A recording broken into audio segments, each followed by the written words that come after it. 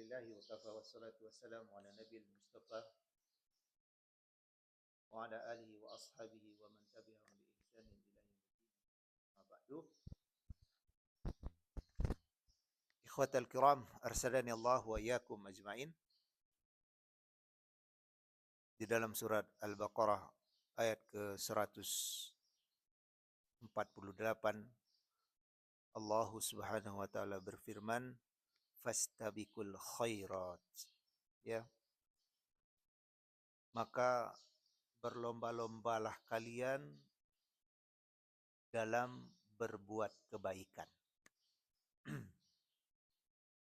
Jadi di dalam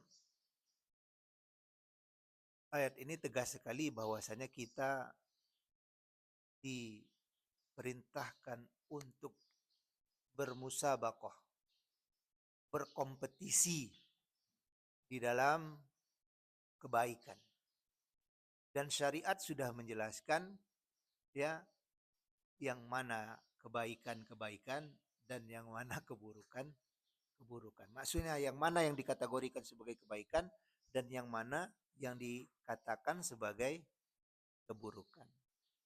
Nah, pada kesempatan ini ya izinkan kami untuk menyampaikan sebuah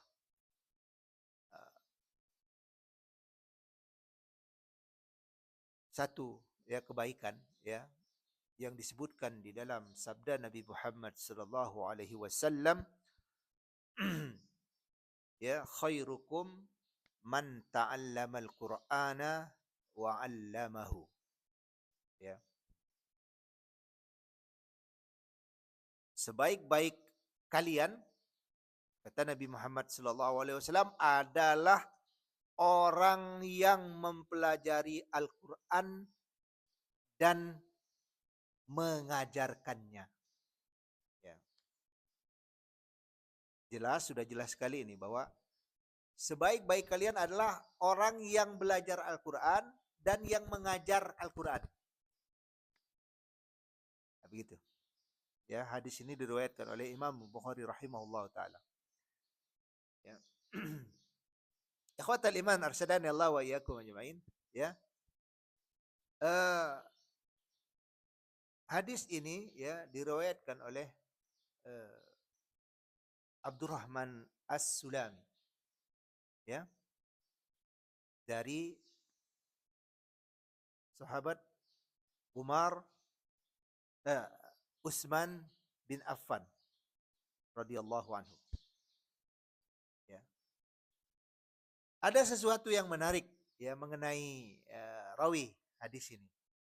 Yakni Abdurrahman As-Sulami. Ya.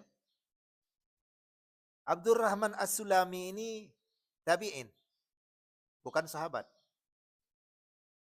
Ya, artinya tabi'in yaitu orang-orang ya yang bertemu kepada para sahabat Nabi, artinya belajar kepada sahabat-sahabat Nabi, ya. Kemudian mengimani apa yang dipelajari dari sahabat tersebut yaitu mengenai Rasulullah sallallahu alaihi wasallam, kemudian meninggal tetap dalam keadaan beriman. Nah, itu tabi'in namanya. Ya. Kalau sahabat yakni orang-orang yang bertemu kepada Nabi Muhammad sallallahu alaihi wasallam, ya belajar, menimba ilmu, menerima dakwah, ya. Kemudian mengimani apa yang dibawakan oleh Nabi Muhammad sallallahu alaihi wasallam dan tetap ketika meninggal tetap beriman kepada apa yang dibawa oleh Nabi Muhammad sallallahu alaihi wasallam. Gitu. Kalau sekedar bertemu dengan Nabi banyak ya Abu Jahal bertemu, ya Abu Lahab bertemu dengan Nabi. Cuma mereka tidak beriman sehingga mereka keluar dari definisi ini. Ya, sama halnya dengan tabi'in ini. Nah, jadi Abdurrahman As-Sulami ini, ikhwah arsadani Allah wa iyyakum ajmain. Ya, dia tabi'in, ya. Nah, ketika beliau meriwayatkan hadis ini, yakni hadis khairukum man ta'allamal Qur'an wa 'allamah ini, ya. Kemudian ia pun menjadi seorang pengajar Al-Quran selama 40 tahun. Ya, selama 40 tahun di Masjid Nabawi beliau mengajarkan Al-Quran. Apa yang mendorong beliau sehingga sampai 40 tahun mengajarkan Al-Quran tersebut? Ya, yang mendorong beliau untuk melakukan hal tersebut sampai 40 tahun itu, yakni dorongan dari hadis ini. Ya. Karena hadis ini beliau melaksanakan apa yang kita sampaikan tadi. 40 tahun menjadi pengajar Al-Quran di Masjid Nabawi. Ya. Apa substansinya dari pembahasan kita ini? Ya, artinya ikhwah arsyadani Allah wa iyyakum ajmain, ya, beliau ternyata ingin menjadi orang yang terbaik. Melalui jalur apa? Melalui jalur yang disampaikan di dalam hadis ini, yaitu man ta'allamal Qur'an wa 'allama. Jadi sebaik-baik kalian, kata Nabi Muhammad SAW, yaitu yang belajar Al-Quran dan mengajarkannya. Nah, jadi penjelasan mengenai Abdurrahman As-Sulaim ini ya dinarasikan oleh Al-Imam Az-Zahabi rahimahullah taala di dalam siarnya ya. Nah, kemudian ikhwah arsadani Allah wa iyyakum ajmain, ya. Artinya ada dua faidah ternyata di dalam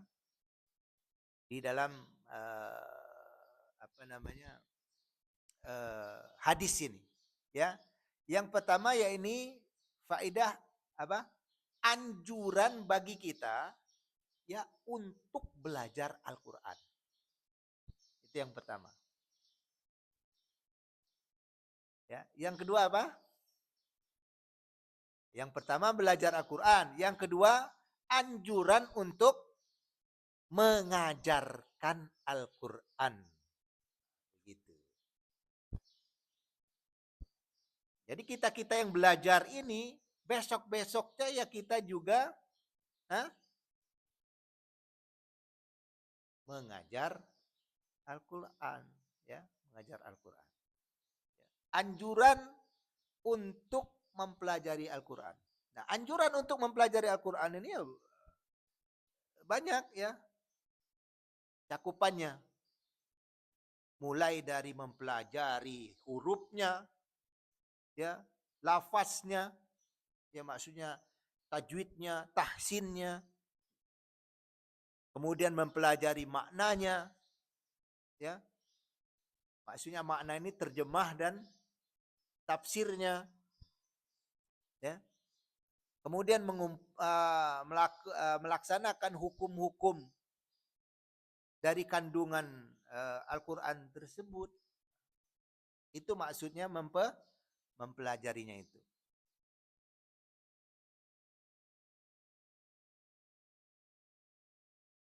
Ya.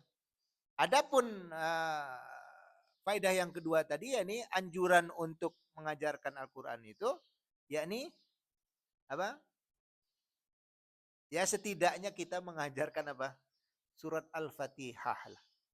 Ya. Minimal kita mengajarkan surat Al-Fatihah. Kemudian dilanjutkan dengan surat-surat apa? Surat-surat pendek di dalam Al-Quran. Ya. Al-Fatihah, kemudian Wallahu Ahad. Ya. Ya 3 kul itu, kemudian meningkat lagi, ya, dari yang terkecil sampai yang terbesar, dari yang terpendek sampai yang terpanjang. Ya sesuai dengan kemampuan kita masing-masing. Jadi seperti itu ikhwah. Ya, arsyadani Allah wa iyyakum ajmain. Jadi selain kita mempelajari Al-Qur'an itu, ya, kita juga ada tuntutan, ya. Kalau kita mau baik, mau menjadi orang yang terbaik, yakni apa? Mengajarkannya juga. Ya semampu kita. Kalau memang mau apa namanya, di rumah ada kira-kira objek atau tempat kita untuk mengajar seperti anak-anak, adik-adik dan seterusnya, maka ajari mereka. Ya. Kemudian keluar sedikit bisa, ya, ke keluarga yang lain, keluarga dekat, sepupu-sepupu, keponakan-keponakan,